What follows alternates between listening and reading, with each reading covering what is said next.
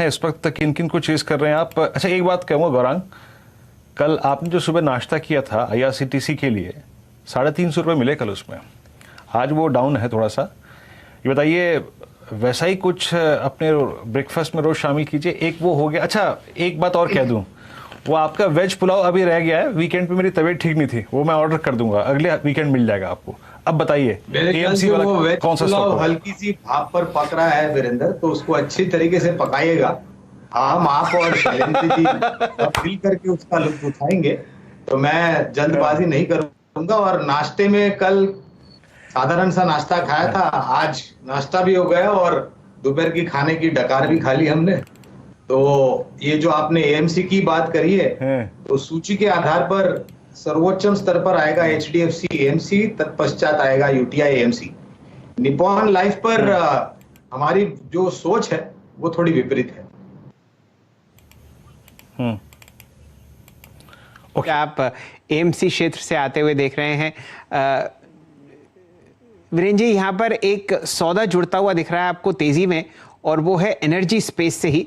दिखाइए टाटा पावर, बहुत बढ़िया शॉर्ट कवरिंग आपके सामने स्क्रीन पर हम लोग प्रस्तुत करेंगे। 133.25 का प्राइस है और गिरावट 3 दिन की, वापस रिवर्सल अब दिन के उच्चतम लेवल पर आता हुआ। वॉल्यूम भी आपका साथ दे रही है। यहां पर शॉर्ट कवरिंग के जरिए आप एक अच्छा मूव आते हुए देख सकते हैं।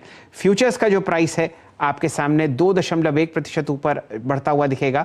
और एक रणनीति यहां पर हम लोग सेट करवाते हुए दिखते हैं चंदन तपड़िया साहब से। चंदन जी, JSW एनर्जी 260 से 264, अब बताइए आपको टाटा पावर कैसा लगता है?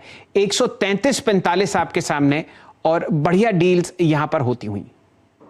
बिल्कुल, JSW एनर्जी में काफी अच्छा मोमेंटम अभी और बनेगा। 268.50 के ऊपर तो काफी बड़े स्विंग्स आपको देखने को मिलेंगे। और आप देख रहे हो कहीं ना कहीं पावर एनर्जी पे पूरा फोकस है। बार बार कभी हम IX की बात कर रहे हैं, कभी एलिकॉन की बात कर रहे हैं, या फिर JSW एनर्जी या फिर टाटा पावर। और टाटा पावर में आज देखें ओपन इंटरेस्ट कम होकर प्राइस बढ़ रहा है और 3 दिन 4 दिन की बिकवाली के बाद में एक मेजर सपोर्ट काउंटर ले रहा है। कल का जो लो था वो एग्जैक्टली रेस्पेक्ट कर रहा है। और मैं यहाँ पे देख रहा हूँ 130 की पुट में एक्टिविटीज है, सो संकेत दे रही है कि ये 130 129 के लेवल को तो रेस्पेक्ट करता हुआ नजर आएगा। तो 129 के सपोर्ट से यहाँ पे खरीदारी की सलाह रहेगी। 137 के टारगेट रहेंगे। और देखिए 137 निकलता है तो हमारा एक पेंडिंग टारगेट है 146 150, वो भी बाद में हासिल होता हुआ नजर आना चाहिए। 146 अगर आप देखें तो यहाँ पर आपको आता हुआ दिख सकता है।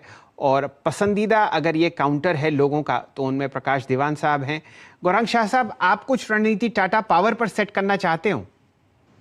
बिल्कुल झेल जी, और मेरे ख्याल से और मैंने जब आपने JSW एनर्जी के लिए पूछा था तो मैंने अन्य ऊर्जा उत्पादन कंपनियों में प्रथम नाम लिया था टाटा पावर का, और उसके बाद CSC का।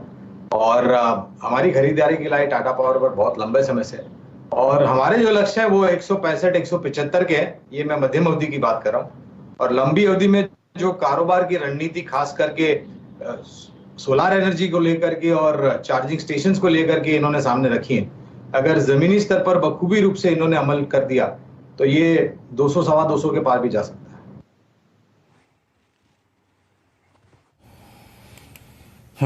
टाटा पावर, एक बार जरा प्लीज टाटा पावर का चार्ट रखिएगा स्क्रीन पर, और कुछ देर में मैं थोड़ा सा इसकी जरा ऑप्शंस की स्कैनिंग भी करूंगा, क्योंकि हम इस सीरीज के अगर आप देखें बहुत अर्ली पार्ट में है। टाटा पावर 133 पे, याद रखिएगा ये इस दौर की ये सबसे चर्चित पैटर्न है, वो ये कि स्टॉक अपने अगर आप देखें अगस्त फर्स्ट वीक के हाईज को रिगेन करने की कोशिश में रहे हैं। वो स्टॉक्स अभी कुछ देर पहले हमने नैम की चर्चा करी, कुछ देर पहले हमने HDFC AMC की चर्चा करी, एग्जैक्टली वैसा ही चार्ट है ये 133.25। और आप समझ लीजिएगा कि 135 पे थोड़ा कॉल राइटर खड़ा है यहाँ पे, लेकिन 135 के ऊपर इसमें अगर आप देखें स्विंग काफ़ी अच्छा खासा होगा। कोल इंडिया का आपने डिस्कशन आज लगभग 10:30 पर नीरज जी और शैल जी के बीच में सुना होगा। और शैल जी, कोल इंडिया 150, बड़े ज़माने के बाद आप समझ लीजिए कि अप्रैल 2021 के बाद पहली बार कोल इंडिया का ये स्विंग इतना बेहतरीन है। शैल जी, 150-15। तो वीरेंद्र जी यूँ समझिए, अगर प्राइवेट क्षेत्र में ITC है तो सरकारी क्षेत्र में कोल इंडिया है। यहाँ पर भी बहुत मुरीद हैं इस तेज़ी के इंतज़ार में, लेकिन खाद्यान्न में आप समझिए कोल है और वो बाहर नहीं निकल पाता। लेकिन कोल प्राइसेस के चलते चलते आप यहाँ पर भी एक अच्छा मूव आते हुए देख रहे हैं। रिकॉर्ड हाई पर ग्लोबल कोल चल रहा है और इसका एक अनुकूल असर ज़रूर कोल इंडिया पर पड़ना चाहिए। अगर इनकी आप समझिए आउटपुट बढ़े तो ये एक्चुअली नगीना है जो आपको कोल माइंस में मिलता है। राहुल शर्मा साहब को जोड़ेंगे। राहुल जी, पोजिशनली कोल इंडिया। जी हाँ, देखिए कोल इंडिया में आज बहुत ही अच्छा सेटअप है। यहाँ पर स्टॉक ने अपना जो एक तरह से रिवर्स हेड एंड शोल्डर है 148 का वो निकाला है और मेरे हिसाब से यहाँ पर बायस काफी पॉजिटिव हो जाता है कोल इंडिया के अंदर। मैं सरप्राइज नहीं होगा कि ऊपर में आपको 160 165 के लेवल पोजिशनल बेसिस पे देखने को मिले। और सबसे बेहतरीन बात यह है कि ये स्टॉक के अंदर जो आज एक तरह से इसके जो शॉर्ट टर्म एवरेजेस क्रॉस हुए, टेक्निकली यहाँ पर सेटअप काफी बढ़िया हो जाता है। तो पैटर्न के साथ साथ एवरेजेस भी यहाँ पर सपोर्ट कर रहे हैं। मेरे हिसाब से 145 के स्टॉप लॉस से कोल इंडिया में लॉन्ग रहना चाहिए। 160 का एक इमीडिएट लक्ष्य रहेगा और यहाँ पर एक ब्रेकआउट की मोहर मेरे हिसाब से आप इस स्टॉक पर लगा सकते हैं।